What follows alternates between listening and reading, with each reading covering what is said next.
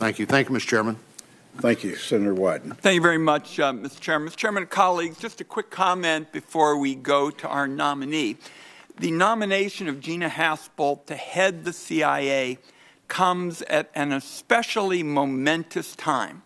Senator Heinrich and I have asked that certain aspects of her background be declassified so that the American people can see what sort of person might head the agency at a particularly important time. I'll just wrap up this point by saying I hope members will support what Senator Heinrich and I are calling for with respect to declassification. Mr. Nakasone, a historic day because, as I understand it, you are the first nominee from the NSA to be considered at this committee, and we welcome you. And let me begin with some questions. In 2001, then President Bush directed the NSA to conduct an illegal, warrantless wiretapping program. Neither the public nor the full Intelligence Committee learned about this program until it was revealed in the press. Speaking personally, I learned about it from the newspapers. So there is a lot riding on how you might address a similar situation, and we've already noted the history of your being here. If there was a form of surveillance that currently requires approval by the FISA court, and you were asked to avoid the court based on some kind of secret legal analysis, what would you do? Senator, thank you for that question. First, I would offer, with regards to the situation that you described, I would obviously have a tremendous amount of legal advice that would be provided to me, if confirmed, by those in the agency, by those in the department, by those, obviously, that are in the Director of National Intelligence. At the end of the day, I think that one of the most important things is that we have the conversation between the National Security Agency and this Oversight Committee to understand. Let me just stop it right there so I can learn something that didn't take place before. You would, if asked, tell the entire committee that you had been asked to do that. So, Senator, I would say that I would consult with the committee. I would obviously ensure. When you say consult, you would inform us that you had been asked to do this. So again, Senator, I would consult with the committee and have that discussion. I think that one of the important things that I have seen is the relationship between the National Security Agency and this committee. My intent would to continue that discussion. But at the end of the day, Senator, I would say that there are two things that I would do. I would follow the law, and I would ensure, if confirmed, that the agency follows the law. First of all, that's encouraging because that was not the case back in 2001. In 2001, the President said, we're going to operate a program that clearly was illegal. Illegal. You've told us now you're not going to do anything illegal. That's a plus. And you've told us that you would consult with us if you were ever asked to do something like that. So I appreciate your answer. Now let me move next to encryption. The widespread consensus from encryption experts is that tech companies can't modify their encryption to permit law enforcement access to Americans' private communications and data without also helping sophisticated foreign government hackers get in. You are as familiar with the capabilities of our adversaries as anybody. Do you agree or disagree with those experts? So, Senator, in terms of encryption, I would begin with saying this is something that for 65 years NSA has been at the forefront of doing, encrypting our national security systems, our data, our information, our networks. What has changed these days is the fact that The power of encryption, particularly in the private sector, has put law enforcement at times, even with a court order, at risk of being able to investigate or perhaps even prosecute a crime. I would offer that for the future. This is one of those areas that, if confirmed, I have much to learn. And my time is up, General. Just a yes or no answer to the question with respect to what experts are saying. Experts are saying that the tech companies can't modify their encryption to permit law enforcement access to America's private communications without the bad guys getting in too.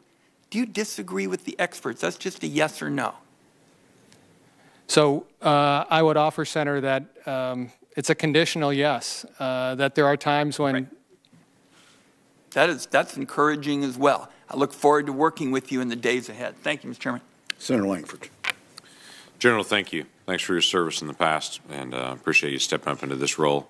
The nomination process is not a fun process. It's not someone anyone wakes up and says, gosh, I'd like to go through Senate confirmation because of the length of the investigation, the information you've already put out, and the questioning time. So I just want to tell you I appreciate you doing it and stepping up to work through the long, difficult process. Help me understand the role of collaboration between NSA and commercial entities and their networks, critical infrastructure and their networks, just the communication in trying to be able to determine real threats that are there that we may face domestically or internationally. Senator, in terms of collaboration, so NSA for many, many years has been at the forefront, obviously, of understanding advances of our adversaries. That reporting, that communication with other elements of our government, whether or not it's the Federal Bureau of Investigation or it's the Department of Homeland Security, has been critical to inform other members of our critical infrastructure and key resources. I see this as an element that must continue into the future and a sharing or an integration that's important for the overall defense of our nation. How do we get that faster? What does it take to have faster collaboration? So I think faster collaboration is driven by, several things. One is a demand signal that's coming from not only other elements of our government, the private sector. I would also say that it's also part of a supply, being able to grow a number of analysts and ability to continue to report. I think those are two of the key elements, Senator. So let's talk about this wonderful term that's thrown around in NSA all the time, the dual hat. Working with U.S. Cyber Command and then also directing the NSA. You made a comment in your opening statement about that has been and will continue, but you also made a comment that you see those as unique entities. Help me understand a little bit. Are there walls between those two entities, or are they just distinct roles, or how do you see them as unique entities? Senator, if I might begin with the dual hat discussion. In terms of the dual hat arrangement, I'm not predisposed in terms of whether that arrangement stays or ends. Right. I know that the President and Congress both have spoken on it. President in August of 17, and then Congress in the NDAA that listed a series of 6 conditions that both the Secretary and the Chairman must attest to before the dual hat is terminated. It's my assessment that what we should do at the end of the day is make a determination that is in the best interest of the nation. That's the key critical piece of it. If confirmed, my intent would be to spend the first 90 days looking at that, providing an assessment to both the Secretary and the Chairman, and then moving forward from there. Okay. Would you allow us to be in that conversation as well, as far as your assessment? Certainly. After talking with the Secretary and the Chairman, yes, Senator. Fine. That'd be just fine. So talk to me a little bit about this issue about cyber doctrine. That is something this committee has talked about often. It has been something that has been a frustration to try to see who is giving recommendations to the President on how we respond, the speed of our response, attribution for where attacks came from are difficult to do, as you know extremely well. But if we don't get a quick response to that and individuals aren't able to make decisions with accurate, timely information, it makes it much tougher. So the question that we always have is, who makes the call? Who is it that presents the set of ideas to the President to say, here are the options that you have? Where do you expect that comes from? Senator, if I might begin with the strategy or the doctrine piece, and then with regards to the options, address that as well. I do believe that an overall strategy for how the nation is going to defend itself in cyberspace is very important. What are the roles of the Department of Defense, the Department of Justice and Federal Bureau of Investigation, and of course the Department of Homeland Security? How do we ensure that there's crosstalk, that there's obviously roles and responsibilities that are fully delineated? I think that's an important piece. With regards to options in the future, if confirmed, I would see that as my role as commander of U.S. Cyber Command to provide a series of options within cyberspace that the Secretary of Defense and the President can consider.